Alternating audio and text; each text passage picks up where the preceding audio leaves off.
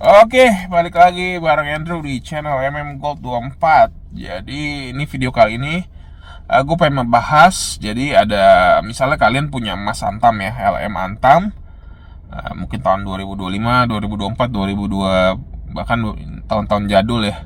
Yang udah press, jadi yang udah press kayak gini nih, yang udah ada sealnya dan ada kulit arinya ya. Jadi kayak gini emasnya.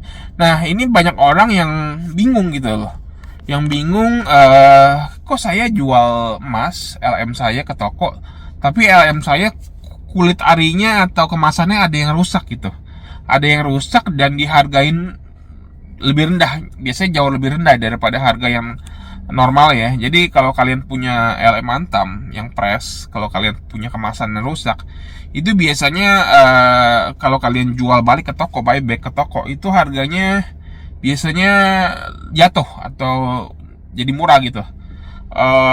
Kenapa sih? Jadi banyak orang yang bingung, kenapa sih ini kan emasnya, tapi kan emasnya nggak masalah, cuman kemasannya doang. Toko ini sebenarnya beli emas atau beli kemasan ya? Jadi banyak yang bilang begitu ya. Oke, jadi gue jelasin di sini kenapa harganya bisa lebih murah, padahal kemasannya yang rusak, bukan emasnya gitu loh. Kan emas tetap emas, ya betul emas tetap emas. Jadi kalau kalian jual buyback ke Antamnya langsung ya, jual ke Antam, kalian buyback, itu mereka nggak melihat kemasan rusak, itu nggak apa-apa, nggak ada masalah.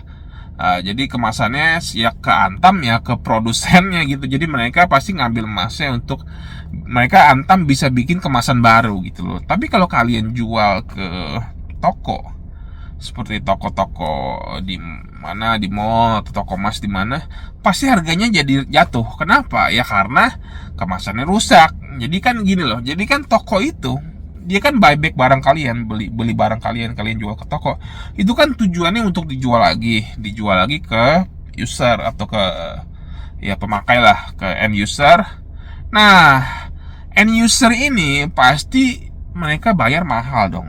Satu emas, misalnya kalian beli emas ke toko, kalian bayar mahal-mahalin, misalnya segram berapa, 3,1, 3,2. Kalian pasti kan keluar uang begitu banyak, pasti kan mau dapat barang yang bagus dong. Ya, mau nggak kalian bayar sama, misalnya ada si A dan si B. Si A keluar uang 100 juta, si B keluar uang 100 juta juga. Cuman si A dapat barang yang bagus, si B dapat barang yang jelek. Padahal harganya sama-sama 100 juta. Kira-kira si B mau nggak? Ya nggak akan mau. Pasti si B juga akan nawar. Ini kok saya dapat barang rusak, saya nggak mau bayar 100 juta, saya mau bayarnya 70 juta aja. Nah itu dia, kenapa kalian yang ini, kalau misalnya rusak ya pasti harganya dikurangin. Karena untuk ngelempar barangnya lagi ke end user atau ke pembeli akhir, pembeli akhir juga pasti akan nawar. Juga nggak akan mungkin pembeli akhir mau bayar yang sama, tapi barangnya rusak gitu. Pasti mereka akan nawar, mereka akan minta harga korting jauh lebih murah gitu. Nah itu dia kenapa toko pasti kalau ada barang rusak, kalian buyback ke toko, pasti harganya juga jatuh ya, karena untuk melemparnya juga susah. Dan zaman sekarang orang-orang pembeli end user mana mau sih dapat barang yang rusak sih. Mereka lebih baik bayar mahal untuk dapat barang yang bagus, yang mulus, yang lengkap gitu, daripada bayar murah untuk dapat barang yang cacat, yang rusak, walaupun cuma kemasannya ya, tapi memang berpengaruh. Makanya itu kalian jangan sampai rusak mas kalian. Kalau kalian rusak, kalian cuma bisa jual mungkin buyback ke Antam atau mungkin ke beberapa toko yang tertentu, yang khusus gitu ya.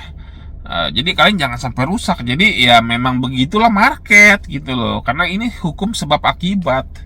Ya sebabnya kenapa ya, karena end user juga nanti untuk toko menjual kembali ya, mereka juga jual ke pembelinya juga nggak mau barang rusak gitu loh. Makanya kalian simpenlah tuh mas baik-baik gitu, simpen di berangkas atau dikasih plastik pelindung supaya kulit alinya jangan ngelupas. Apalagi kemasannya mungkin penyok lah, atau mungkin sobek, atau mungkin patah atau apa ya, pokoknya jangan sampai rusak gitu loh. Apalagi udah kebuka emasnya gitu, udah kecongkel gitu pinggir-pinggirnya. Oke, jadi gue himbau kalian simpan emas kalian baik-baik di tempat yang aman gitu loh ya, karena kita tidak akan bisa melawan market gitu loh. Oke, jadi gitu aja ya videonya, sampai ketemu di video berikutnya, bye.